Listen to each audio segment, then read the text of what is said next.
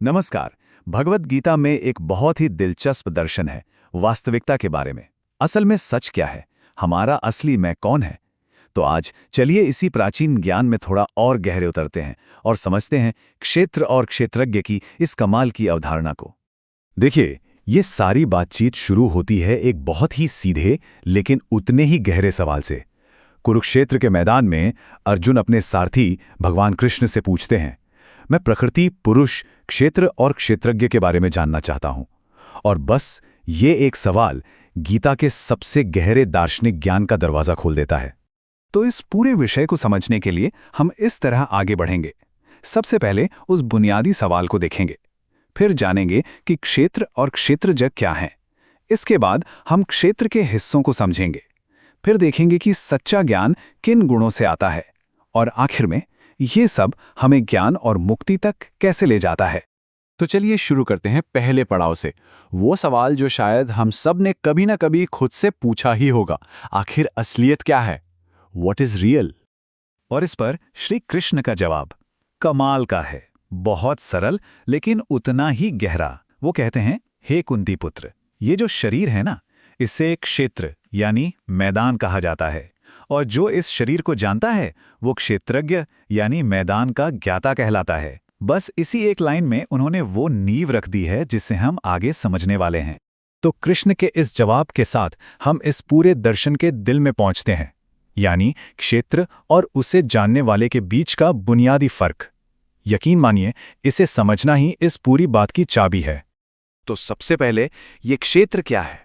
देखिए, ये सिर्फ हमारा शरीर नहीं है, नहीं, ये उससे कहीं ज्यादा है। ये वो पूरा दायरा है, वो पूरा मैदान है जिसमें हमारे सारे अनुभव होते हैं। ऐसा समझिए कि ये बहुत बड़ा स्टेज है जिस पर हमारी जिंदगी का पूरा नाटक चल रहा है। अच्छा, तो इस स्टेज पर चल रहे नाटक को देख कौन रहा है? वो है क्षेत्रज्ञ, मतलब उस मैदान को जानने वाला। ये हमारी चेतना है, हमारी आत्मा, वो शांत दर्शक जो स्टेज पर हो रही हर एक चीज को बस देख रहा है। तो इस फर्क को और साफ साफ समझते हैं। एक तरफ है क्षेत्र, यानी वो सब कुछ जिसे हम अनुभव कर सकते हैं, हमारा शरीर, हमारी इंद्रियां, ये पूरी दुनिया जिसे प्रकृति भी कहा गया है। और दूसरी तरफ है क्षेत्रज्ञ, यानी वो जो अनुभव कर रहा है, हमारी चेतना, हमारी आत्मा, जिसे पुरुष कहा गया है। मतलब एक है जिसे देखा जा रहा है और दूसरा है जो देख रहा है। एक है ऑब्जेक्ट और दूसरा है सब्जेक्ट। ठीक है, तो ये तो समझ आ गया कि हमारा शरीर और हमारे अनुभव ही क्षेत्र हैं। पर सवाल ये है कि भाई, ये क्षेत्र बना किस चीज से है? चलिए अब इसके अंदर झांक कर देखते हैं। और यहां बात बहुत दिलचस्प हो जाती है।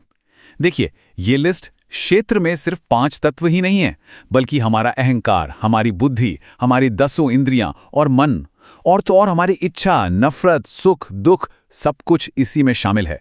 मतलब ये तो हमारे वजूद का पूरा पैकेज है।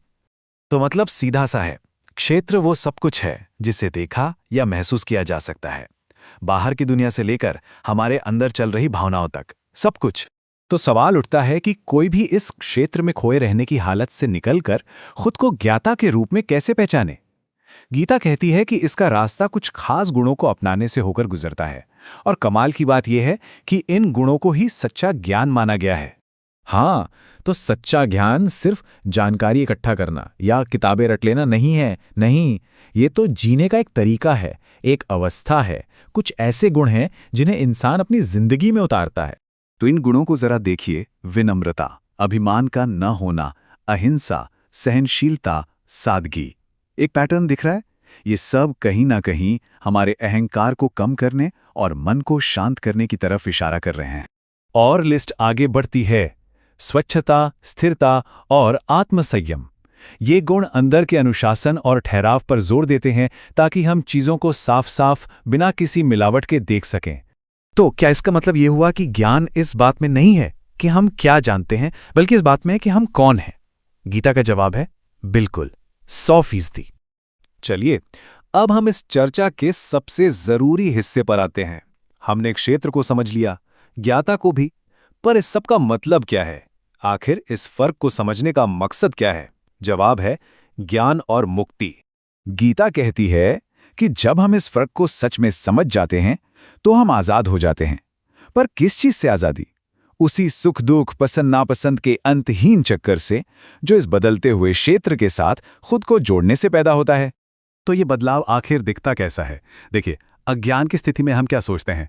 मैं ये शरीर हूँ, मैं ही अपनी भावनाएं हूँ, मैं अपने विचार हूँ, है ना? लेकिन ज्ञान की स्थिति में हमें ये एहसास होता है कि नहीं, मैं तो इन सब चीज़ों को देखने वाला वो शांत साक्षी हूँ। और आखिरी वादा क्या है? जैसा कि गीता कहती है, जो इस दर्शन को समझ लेता है उसे परम शांति मिलती है, एक ऐसी अवस्था जो इस दुनिया की उथल पुथल से बिल्कुल परे है। और यहीं पर हम एक बहुत ही दमदार सवाल के साथ इस चर्चा को छोड़ते हैं। सोचिएगा इस पर, अगर हमारा शरीर, हमारा मन, हमारी भावनाएं, ये सब बस एक मैदान है जिसे देखा जा रहा है, तो फिर असली देखने वाला कौन है?